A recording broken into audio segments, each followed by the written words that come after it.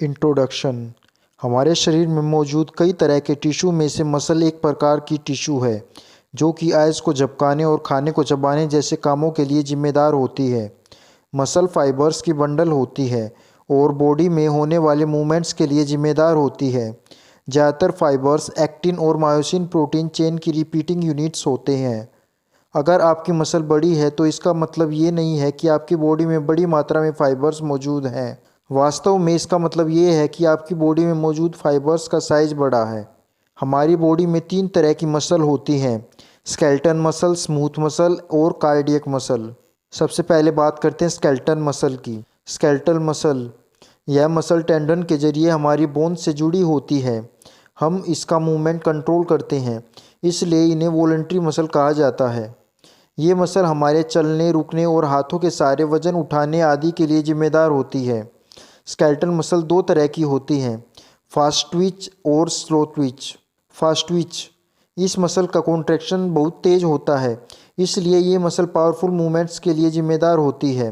लेकिन ये मसल थकान बहुत जल्दी महसूस करने लगती है।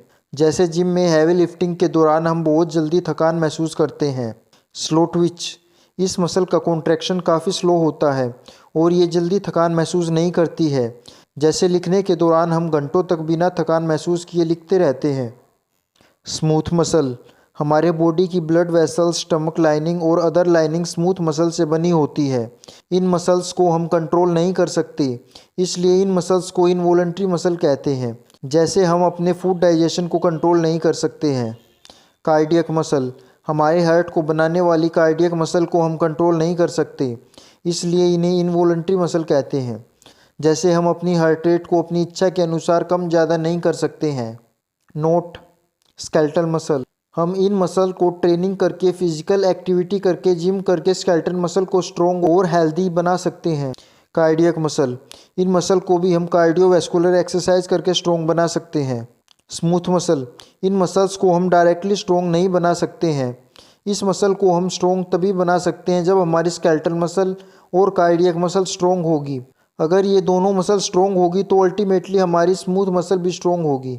मसल्स की स्टडी को मायोलॉजी कहते हैं। मसल्स की स्ट्रक्चरल और फंक्शनल यूनिट सार्कोमियर है। ह्यूमन बॉडी में अप्रोक्सीमेटली 639 मसल पाई जाती हैं। ह्यूमन बॉडी की लार्जेस्ट मसल ग्लूटियस मैक्सिमस होती है। ह्यूमन बॉडी की स्मॉलेस्ट मसल स्टेपिडियस होती है। ह्यूमन बॉडी की स्मॉलेस्ट मसल स्टेपिडियस होती है। ह्यूमन बॉडी की स्ट्रॉन्गेस्ट मसल मेजिटियर होती है। मसल्स को बोन से जोड़ने का काम टेंडन करती है। मसल्स का काम कॉन्ट्रैक्शन और रिलैक्सेशन का होता है। ह्यूमन बॉडी में 85% हीट मसल्स के द्वारा प्रोड्यूस की जाती है। Chief muscles of the body: muscles of face, muscles of neck, muscles of upper limb, muscles of abdomen, muscles of thorax, muscles of pelvis, muscles of lower limb. आइए अब एक एक करके इन सभी मसल्स को जानते हैं। Muscles of the face: occipito frontalis, यह मसल स्कल के पार्ट्स को कवर करती है। यह मसल आईब्रो को ऊपर उठाती है और फोरहेड पर रिंकल्स लाती है। लिवेटर पैल्पेब्राई सुपीरियरिस, यह मसल ऑर्बिटल कैविटी के पीछे के भाग से लेकर अपर आईलिड तक फैली होती है। यह आईलिड को ऊपर उठाने का काम करती है। ऑर्बिक्यूलरिस ओक्यूलाई, यह मसल आईलिड और ऑर्बिटल कैविटी के सराउंडिंग को कवर करती है। यह मसल आइज को क्लोज करती है। बक्कीनेटर, यह मसल चिक्स को कवर करती है और फ्लैट शेप की होती है। यह मसल चीइंग करने में और मुंह से हवा को बाहर निकालने में मदद करती है। ऑर्बिक्यूलरिस ओक्यूलाई, यह मसल माउथ को कवर करती है और चिक्स के साथ मिल जाती है। यह लिप्स को बंद करने में और व्हिस्लिंग के दौरान मुंह को आकार देती है। मैजिटर, यह muscle zygomatic arch zygomatic bone के मैक्सिलरी प्रोसेस से निकलती है और मैंडिबल के रैमस कोरोनोइड प्रोसेस तक फैली होती है। यह मसल चीइंग के दौरान जा को ऊपर की ओर खींचती है, जा को क्लोज करती है और भोजन पर दबाव डालती है। टेम्पोरलिस, यह मसल टेम्पोरल बोन के स्क्वेमस पार्ट को कवर करती है। यह मसल मैंडिबल बोन को एलिवेशन और रिट्रैक्शन कराती है, जिससे हमारा माउथ ओपन क्लोज होता है और फूड चीइंग प्रोसेस कंप्लीट करता है। टेरिगोइड, यह मसल स्फिनोइड बोन से एक्सटेंड होती है। और मैंडिबल में इंसर्ट होती है। यह मसल माउथ को क्लोज कराने के लिए और लोअर जा की मूवमेंट के लिए रिस्पॉन्सिबल होती है। Muscles of the neck. Sternocleidomastoid muscle. यह मसल स्टर्नम के मैंडिबुलम से और क्लेविकल से स्ट्राइड होती है। यह मसल यूनिलेटरली सर्वाइकल रोटेशन और सर्वाइकल फ्लेक्शन करती है। यह मसल बाइलेटरली सर्वाइकल फ्लेक्शन और स्टर्नम एलिवेशन कराती है। Trapezius.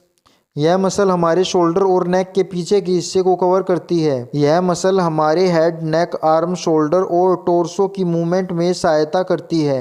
Muscles of upper limb. Coracobrachialis. यह आर्म के बीच के भाग में पाए जाते हैं। यह शोल्डर जॉइंट में फ्लेक्शन कराने का काम करते हैं। बाइसेप्स। यह आर्म के आगे के भाग में पाए जाते हैं। यह एल्बो में फ्लेक्शन और सुपाइनेशन कराने का काम करते हैं।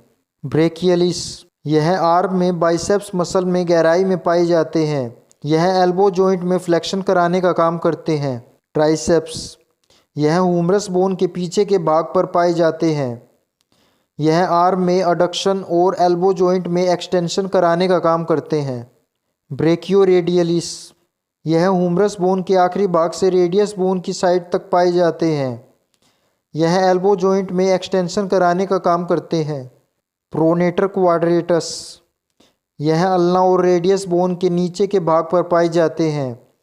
यह हैंड में प्रोनेशन कराने का काम करते हैं। सुपाइनेटर। यह फोरआर्म के पीछे और साइड के भाग में पाए जाते हैं। यह हैंड में सुपाइनेशन कराने का काम करते हैं। Flexor कार्पी radialis. यह फोरआर्म के आगे के भाग में पाए जाते हैं। यह रिस्ट जॉइंट में फ्लेक्शन और अडक्शन कराने का काम करते हैं। फ्लेक्सर कार्पी अल्नरिस। यह फोरआर्म के बीच के भाग में पाए जाते हैं। यह रिस्ट जॉइंट में फ्लेक्शन और अडक्शन कराने का काम करते हैं। Extensor कार्पी radialis लोगस and Brevis. यह फोरआर्म के पीछे के भाग में पाए जाते हैं। यह रिस्ट जॉइंट में एक्सटेंशन और अडक्शन कराने का काम करते हैं। एक्सटेंसर कार्पी अल्नरिस। यह फोरआर्म के पीछे के भाग में पाए जाते हैं। यह रिस्ट जॉइंट में एक्सटेंशन और अडक्शन कराने का काम करते हैं। Extensor digitorum. यह ह्यूमरस बोन से निकलते हैं और एल्बो रिस्ट जॉइंट से होते हुए हर एक फिंगर तक पाए जाते हैं। यह एल्बो, रिस्ट और फिंगर जॉइंट में मूवमेंट कराने का काम करते हैं। Muscles of abdomen. Rectus abdominis. यह प्यूबिक बोन से निकलते हैं और लोअर रिब्स और स्टर्नम के मैन्यूब्रियम भाग तक पाए जाते हैं। यह मसल्स ट्रंक में एक्सटेंशन और ब्रीथिंग के दौरान एब्डोमिनल ऑर्गन्स को कंप्रेस करने का काम करते हैं। एक्सटर्नल ओब्लिक्वी। यह नीचे की 8 रिब्स से निकलते हैं और इलियक बोन तक पाए जाते हैं। यह मसल्स ट्रंक में एक्सटेंशन और ब्रीथिंग के दौरान एब्डोमिनल ऑर्गन्स को कंप्रेस करने का काम करते हैं। इंटरनल ओब्लिक्वी। यह एक्सटर्नल ओब्लिक्वी मसल्स से गहराई में पाए जाते हैं। यह मसल्स ट्रंक में एक्सटेंशन और ब्रीथिंग के दौरान एब्डोमिनल ऑर्गन्स को कंप्रेस करने का काम करते हैं। Transverse abdominis. यह एब्डोमिनल वॉल के सबसे भीतर के मसल होते हैं। यह मसल्स ट्रंक में एक्सटेंशन और ब्रीथिंग के दौरान एब्डोमिनल ऑर्गन्स को कंप्रेस करने का काम करते हैं। Muscles of thorax. External intercostal muscle.